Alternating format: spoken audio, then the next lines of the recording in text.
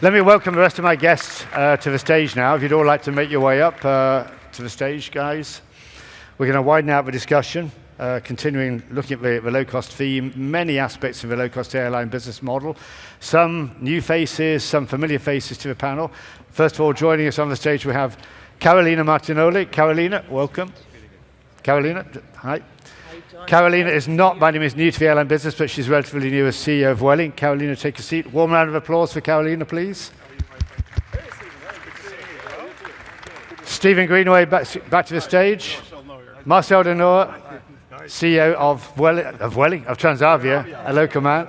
And David, although we've known each other years, I never know if I should say Dohop or Dohop. I always say Dohop. Good. David, you want to grab a seat? Carolina.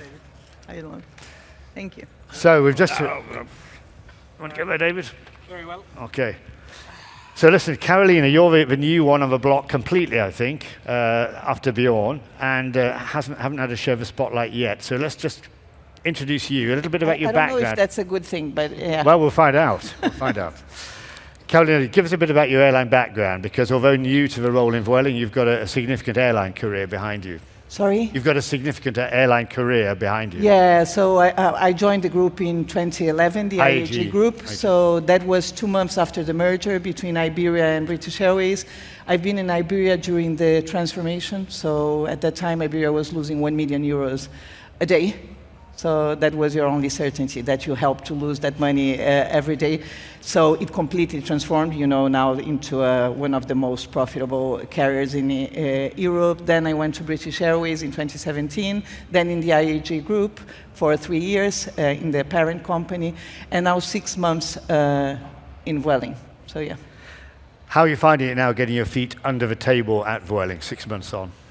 I think there's a lot going on. So we have a very challenging operational environment.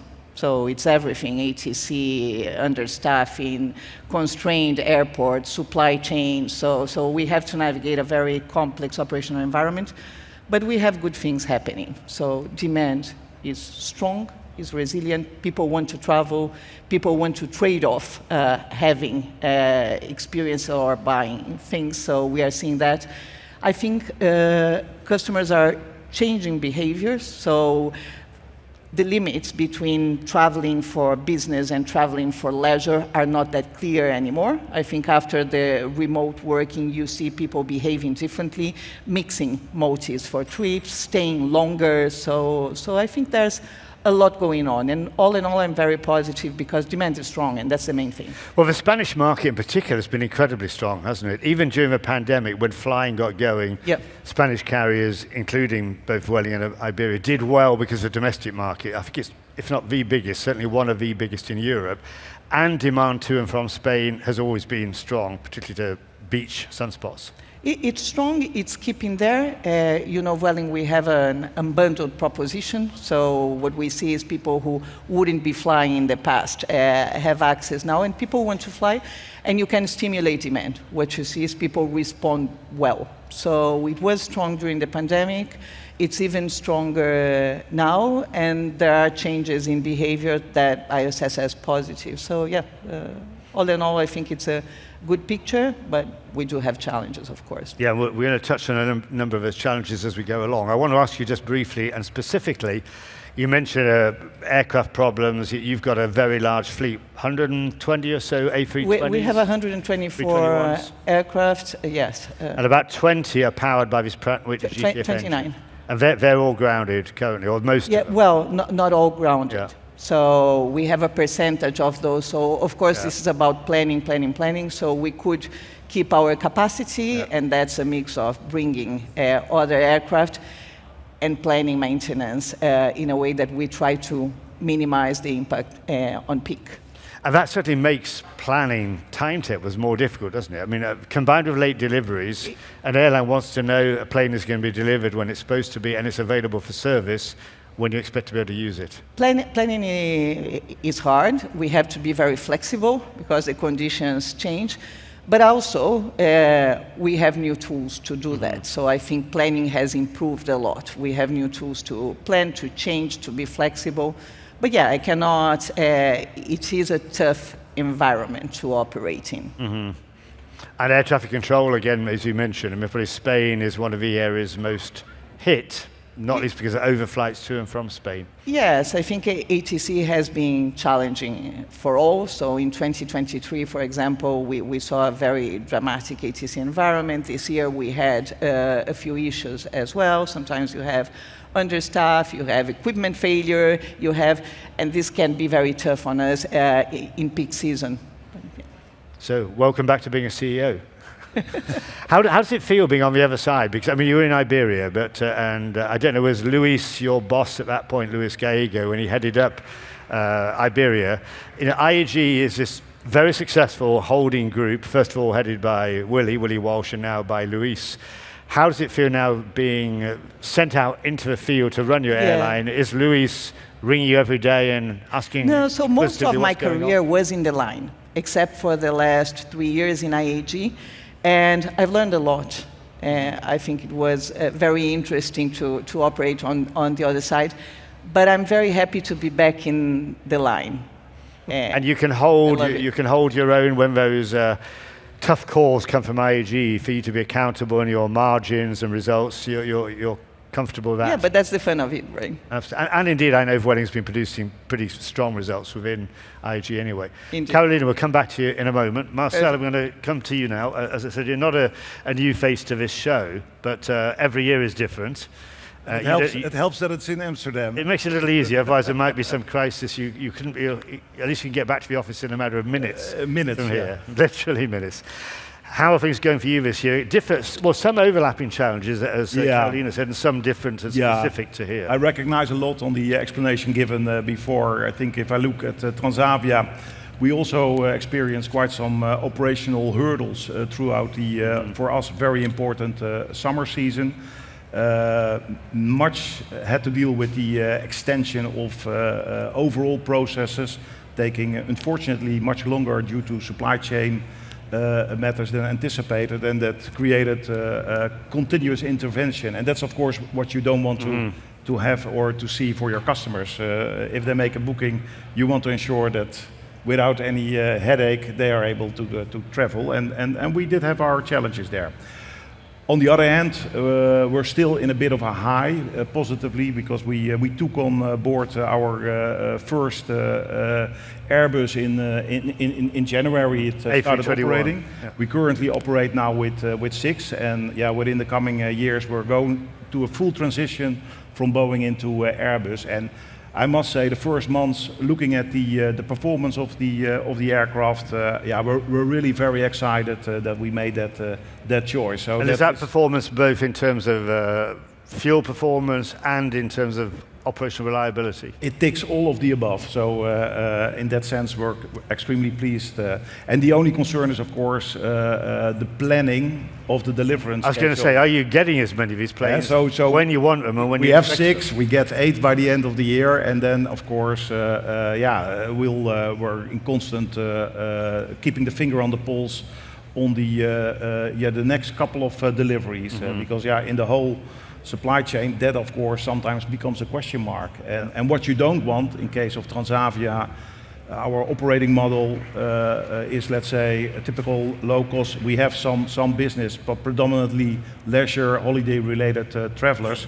So it's really key to have the assets flying up in the air in the summer period. So getting aircrafts in the end of the summer is less effective than at the start of the summer. So this is really what we are constantly looking after together with I mean, something Airbus. interesting on that point. I know reading about Ryanair, they have a parallel issue with their 737 deliveries, and they don't like to take planes out of the summer either, but they've said publicly, we are taking them just to get them, just so we've got them for the next time around. Are you taking the same view that as and when Airbus can deliver, you'll tolerate, even if you can't really much? Yeah, that's what I mean with keeping a finger on the pulse. Yeah. That we make sure that we get them the moment we can use them the most. But I'm sure that all of our colleagues within the industry are taking the same steps towards Airbus. So that is for Airbus to resolve, I would say. And what about your home airport here, Amsterdam Schiphol? Are you feeling elated or relieved? Because I think you've had a new government here in the Netherlands. No. We were talking in the past about incredible capacity caps and nighttime movements, which I think for you is very crucial, important to your model. Yeah. There seems, from what I've read from a distance, there's been an easing off. There is going to be a cap, but it's at a higher level, not just from what was announced, but then it's actually flown currently. Yeah, correct. Last year when we spoke about this topic, the Dutch government was still aiming at 440,000 slots, and currently we have 500,000 slots at Schiphol. We got a new government in place since this summer. The ambition is now to move towards somewhere between 475, 485,000 slots, which is significantly more than the 440 they were initially aiming for. Am I completely happy? No, because it also is stated that they would like to go down in the number of night slots. So normally we have at Schiphol Airport 32,000 night slots, and we own practically 3/4 of them between 12 and 5 o'clock in the morning. And they want to lower the amount with 5,000, so that's nearly 20%. And that is, of course, for us a bit of an issue, because our model also requires to fly 3 times a day with an aircraft to get the maximum utilization. And geographically, whether we like it or not, we're not positioned in Switzerland, so I need the distance and the flying hours to get people to the destinations they want to go. So shortening the amount of slots is an issue, so that's why I'm not saying it's better than it was a year ago. Am I happy? No, I'm not happy yet. So still work to do. Again, it's not welcome to being a CEO. You've been a CEO a bit longer than Carolina, but there's still plenty of share of problems. Exactly. Then I should go to the casino and just put everything on red, and then I'm happy. Exactly. And in terms of, Carolina touched on ATC, and that's an issue everywhere. We had British Airways. I think they didn't officially say it to the media, but it was covered by the UK media, saying about 40% of their flights delayed in the last year in and out of Heathrow were due to ATC. Are you getting similarly high proportions? Similar.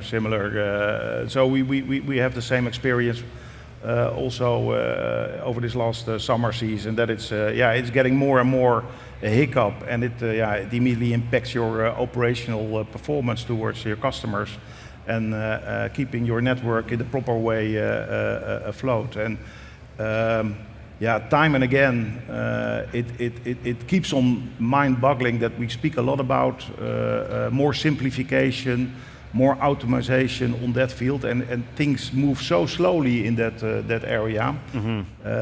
We have talked as an industry ages about single European skies, all kinds of steps which could be taken to simplify the steering of ATC performances throughout Europe. The conclusion so far is that, let's say, there's still a lot of talking needed, because no significant changes. Yeah, I mean, that single European sky has been talked about for decades, hasn't it? And there are people who say there have been steps, but nothing like of the significance. Well, let's agree that the steps have not resulted in lowering the challenges we see from an ATC perspective. So still a lot of work to do on that side. Great. Well, thanks for that, Marcel. I just think maybe this has been a bit unfair and not kind to Carolina or you, but Stephen, I just want to bring you in for a moment. You've been able to announce some pretty exemplary punctuality performance in recent days. Do you want to tell us about that, and do you empathize with your colleagues here in Europe? Do you face similar issues? There are restrictions on air traffic movement ordinarily in your part of the world, never mind when there are geopolitical angles anyway, but you are still recording. To our surprise, we're actually #1 globally in terms of OTP for September. We only started reporting in September. Our first 4 months was September to Syrian, which aggregates data, so we're quite surprised about that. We've been working hard throughout the year to get OTP consistently above 90%. We face some of the challenges, but not so much in Europe. I mean, when I come here, I always get surprised how regressive Europe has become. It's destroying our industry.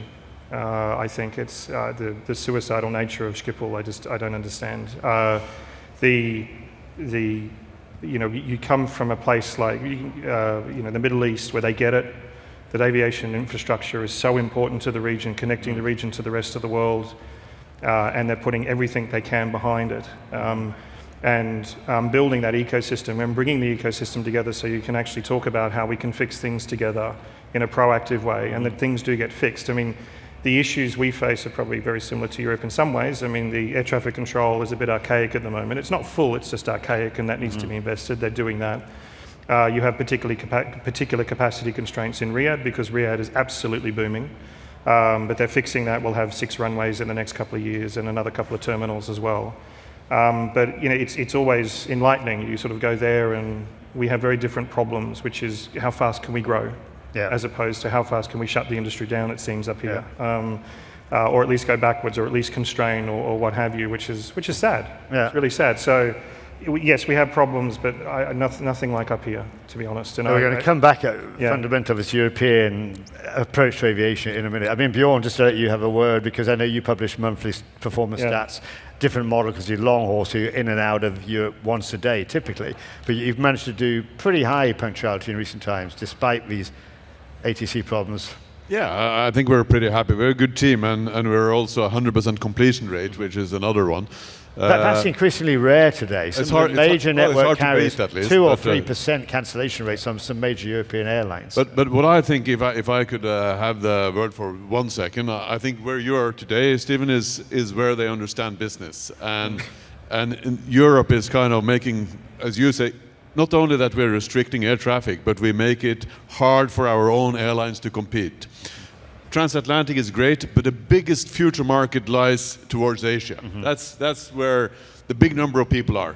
And today, European carriers, including the one in this country, are prohibited from flying the economical routes over Russia, whilst we do accept that Asian carriers are allowed to fly here through Russia and land in Europe. It's absolutely crazy, and somebody has not connected the dots in EU somewhere. I'm not smart enough to understand where, but the big carriers should really use the muscles to talk to the regulators, because we are losing out a lot not being able to fly shortest routes to Asia right now. Thanks, Bjorn. Come back again, as I said, on some of his European issues in a moment. David, I know you told me before, you know, I don't want to say too much, but you know, I think you absorb and assimilate, not least with a number of different client relationships. You're not an airline, but fundamentally facilitating a lot of your customers.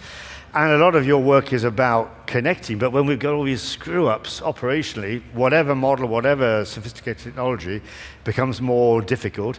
What is your perspective as an outside-in view, what you see around the industry, wherever it is that you're working with now with clients? Yeah, you're right. I mean, we do feel that, because we guarantee, you know, we guarantee travel for customers on connected journeys, and ultimately our ethos is about kind of simplifying that from the airline perspective, but also from the customer perspective. So I'd say the ongoing disruption that has been this year that we've talked about, for example, I mean, that's something we definitely feel. I feel it's slightly better than last year, but we clearly have our sort of worldview is about helping airlines better utilize what they already have. So if they've got operational challenges because aircraft are grounded because of engine issues or whatever it is, making better use of what already is there with connections. I think everybody prefers a direct flight, but there may be a multitude of reasons for opting for a connected journey, and that's absolutely, I mean, that's what we're here for. Not really, and to create that consumer choice and to create those opportunities for airlines and ultimately their customers to find and book what they want. Well, there are airlines, traditional airline business models that have sold that interline model and online connections, or maybe partnerships through code shares. And it was always supposed to be very comfortable because it was exactly that. And this new technology, it's not even so new now, it's quite a number of years that you've been beginning it, but that was always like, oh, I don't know if I want to do that self-connecting. But is it maybe becoming more reliable now? Because these natural interfaces from online airlines, they can't be sure they can do them. I mean, at BA, again, as an example, they increased their minimum connecting time at Terminal 5. They were just not confident they could do it, so let's just take it off for sale. Absolutely. I think there's probably it is becoming less of a niche. It's becoming a little bit more mainstream. I mean, to the point where it kind of started life as something called virtual interline in order to sort of emulate the traditional interline of old. But OAG, for example, we recently worked with them on a piece, and they're calling it alternative interline. So it's essentially a way of achieving the same thing without being constrained by legacy, without being, the cost and complexity of setting that up and maintaining that. That the traditional way of doing it in the sort of, let's say, in the best outcome works well. Code shares and some JVs and these things, but in many cases it doesn't really work that well, and it can be expensive, especially in the long tail. It works well in big hubs, but for longer tail connection points, it can be the traditional way of doing it can be a struggle.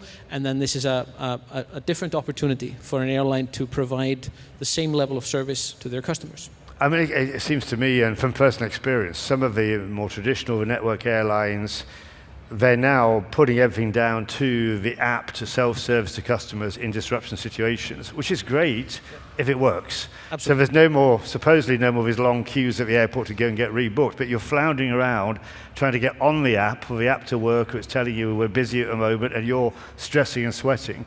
Is that meaning, in some ways, it's more your area, the newer, disruptive approach when you brought it in, but it's going to get the ascendant because this is just becoming more and more hopeless in the traditional arena. Yeah, I mean, ultimately probably the goal is to get rid of any kind of human interaction in this context. But I still always think that when you're in a stressful situation, trying to recover, get back on your journey, etc. You're in an airport where you don't have mobile service and you don't necessarily speak the language and all of these. I mean, a lot of factors can add to that make it a lot harder than it probably should be. You may not have downloaded the app before you left and whatnot.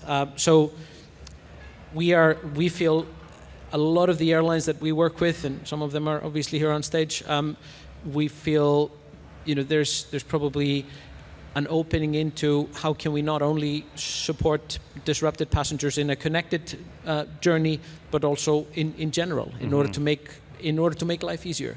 Airlines, I think, always have to make the choice of what are they going to be good at. And they're definitely always going to be good at transporting people from A to B, the operation side and the maintenance and all these things.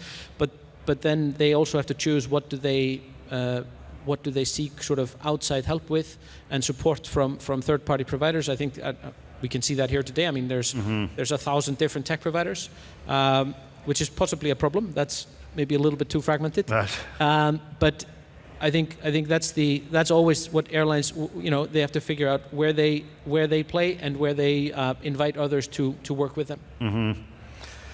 Carolina, your perspectives on this? We talked about ATC. Dave is explaining the new technology. Vueling, as a young company, has used technology in many aspects.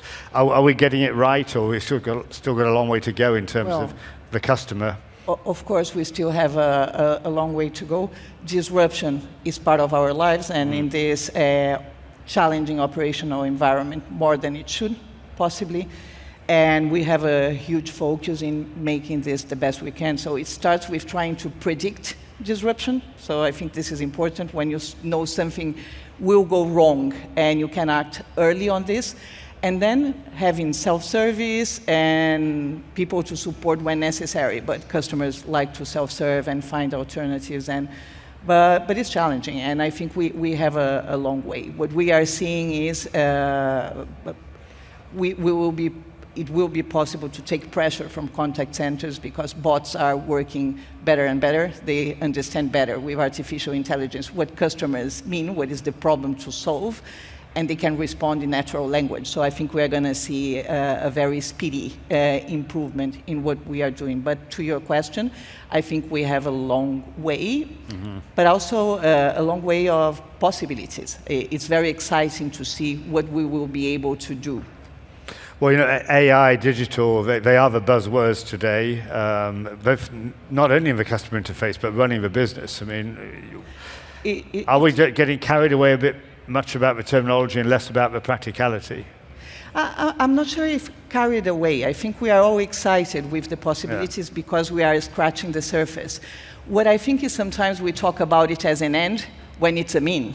So it's a tool, as you have other tools, to solve problems and to improve what you're doing. So I think the field of applications is huge. So it's everything from predictive maintenance to predicting demand, weather, to supporting customers, Redman. So it's everything. I think at this point we have to pick our battles.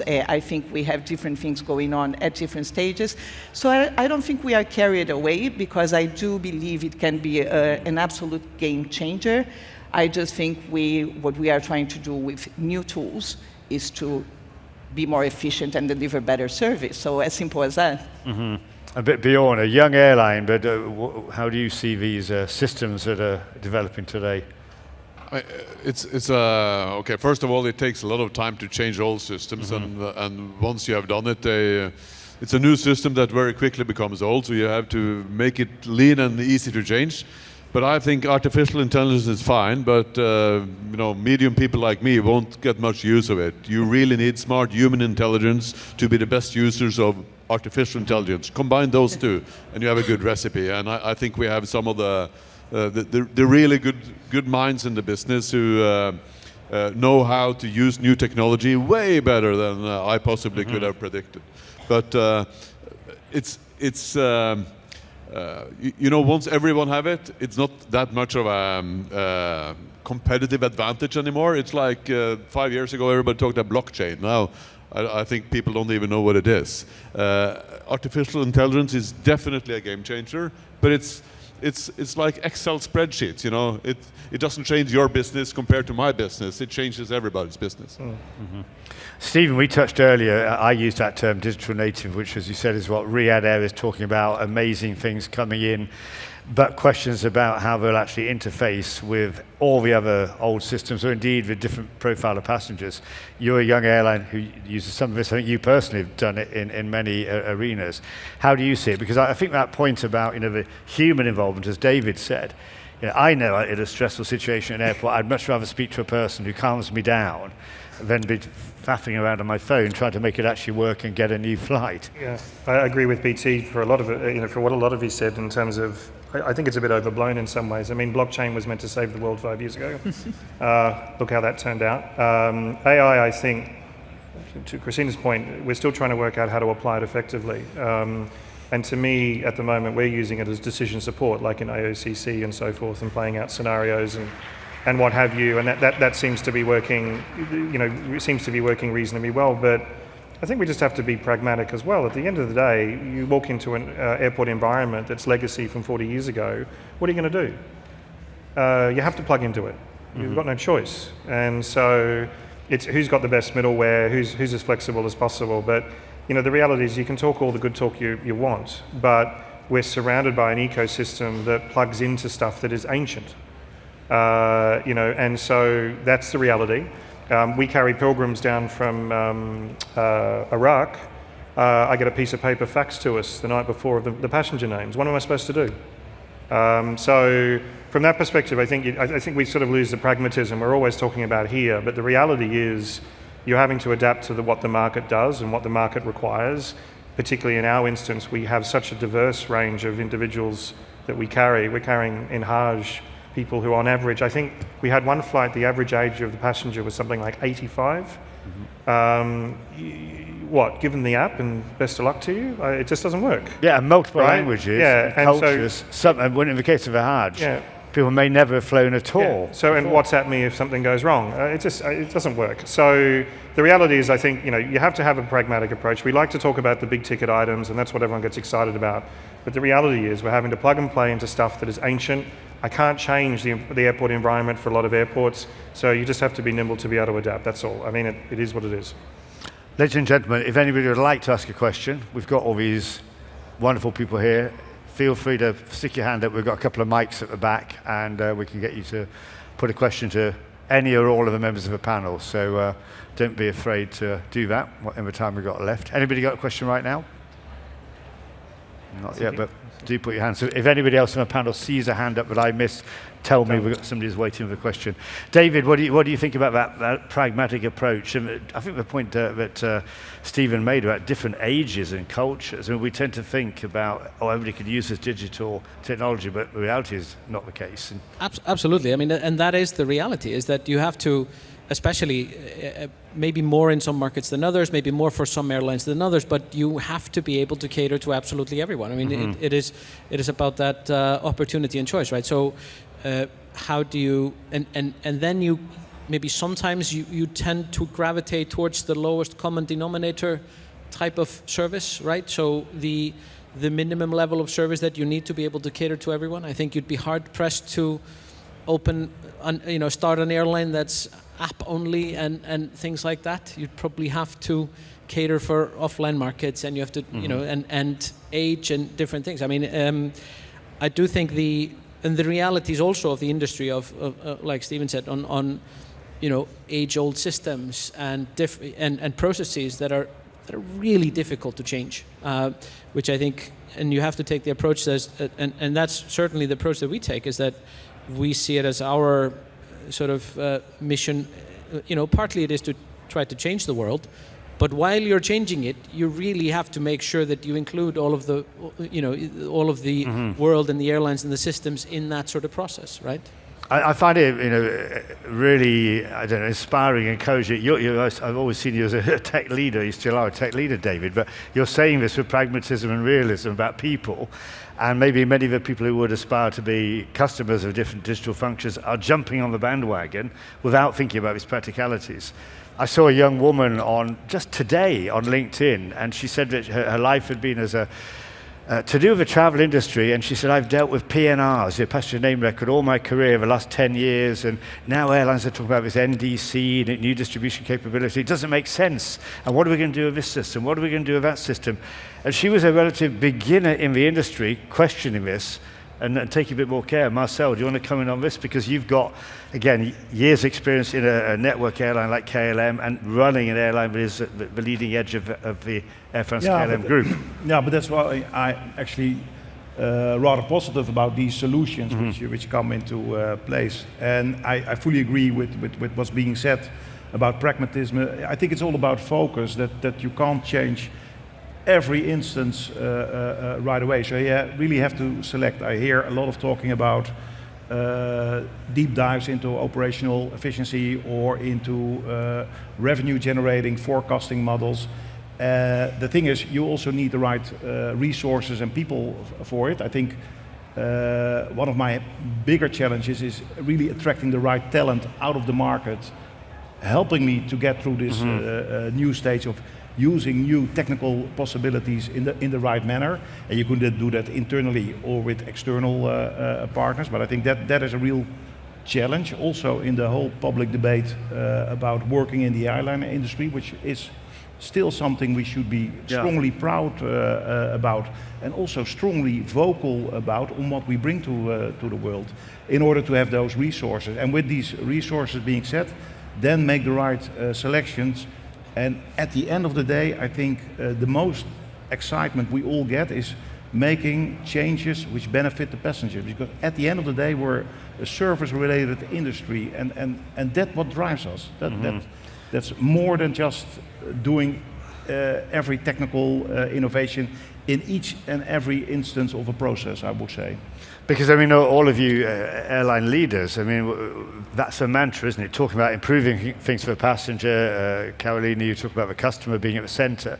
But the risk is, it can look like, no, it's not. It's that the airline's trying to economize. They're taking something away. They're taking people away, taking my help away. They're just landing me with this technology. I don't know how to use it. Are we being genuine? And on the second point that Marcel made, are we in a position to recruit young, energetic people who are going to be the future of this industry? Carolina. No, I think we have to understand how to support our customer, and I think those tools help us sometimes to free people from doing administrative tasks and focusing on our customers. So I think the key, this is not just leaving the customer to technology, and this is how we understand what customers need and use technology to deliver that, because sometimes customer wants to speak to a human. But I think as much as the tools improve, people are feeling more confident. So I think bots will be a good example. So everybody, you do have the experience of customers when they see something is a bot, is I want to speak to an agent. Yeah. So people don't want to speak to a bot because they think they will not get the answer they need. So I think as it improves, that tends to change. If people can get an easy online solution, they will go for it. Sometimes they don't want to speak to And that a human. supports, let's say, our process. The moment, if you are in a happy flow, everything is fine, everything is perfect. The moment it starts, due to ATC, in an unhappy flow, and you have the ability to directly communicate via technology, but in a more empathic way, giving solutions, not just saying, well, your flight is not departing, but I've got this solution for you, we're going to do it in another way, without the direct human interaction. You can master, let's say, the abundance of calls, which always happen if let's say, we had CrowdStrike. Now, we all experienced what had happened. And then if you see the massive impact it has on reachability in your call center, we're not always, let's say, level to that kind of development. This is where technology, in the right manner, can help you out to the advantage of the passenger. I think these are really things we need to work on. But it has to work, doesn't it? It has to work. mean, We're not there yet, no.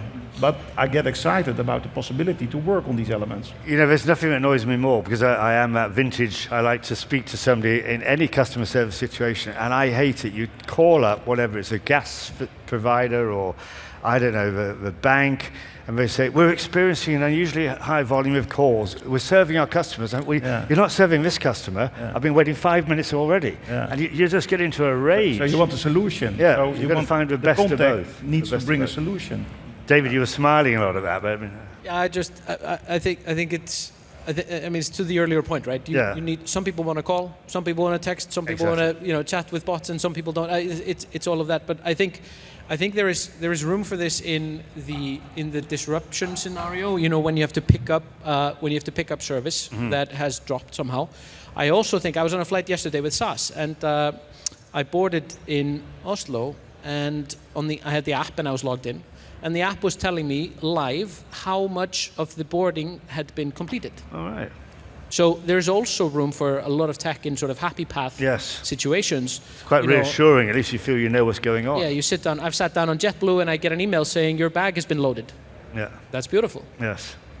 And then I've spoken to other airlines who said, no, we don't want to do that because what if the email doesn't arrive and the customer's expecting it? Yeah. You know, it's kind of. So I think there's definitely there's always room for much more tech in when the shit hits the fan, for lack of a better word. Yeah, good expression. But there's, I think, also to support, and maybe it's just me because I'm a geek for that stuff, but also to support that happy flow of letting the customer know that that things are progressing, right? You know, if you're, I think there's it's room for it everywhere, and it probably where it's most useful is in the disrupted scenario, but there's also room in the sort of happy flow. Excellent. And back on the point that Marcel made about recruiting young people, I mean, Bjorn and Stephen come in on this, recruiting people. You've both got young airlines, and we do need that talent. Everything is not automated. There are things people want to eliminate, but we say we're a service business. People want some service. We had Gullitz here yesterday from Pegasus, and she was very proudly saying they now can use AI to do automatic pilot announcements in different languages, which I buy. That is good that you can get across different people's languages on board. But again, personally, I'd like to know I've got a human being who's passionate about their job, well trained in their job, not only in a safety critical role like flying the plane, but anywhere. Bjorn, what's your philosophy about getting the best people in? Can you succeed to get that flow of young people coming in? People are generally very impatient. If you order a service online, you want to know the results now. You don't want to wait 5 minutes or 10 minutes. You want it now. The reason why Uber succeeded was that you can actually see where the car is. If you would have to talk to a human being, well, maybe you and me and our age, we would like that. Most people don't. So the only way you can satisfy the future consumer, the traveler, is to be instant and to be digital. That's the only way. And we don't. You can't call us. You can't speak to a human being if you call us. We are all digital, and that's the way it's going to be. If that doesn't serve you, that is okay.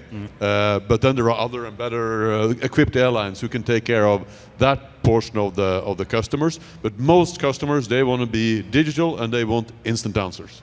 But those people you recruit as well, the ones who deliver the service on the plane, on the ground, or fly them, maintain them. On the plane, it's a different story. No, not about mentality, of course, of the customer, but to actually get people to think, I want to work for Norse.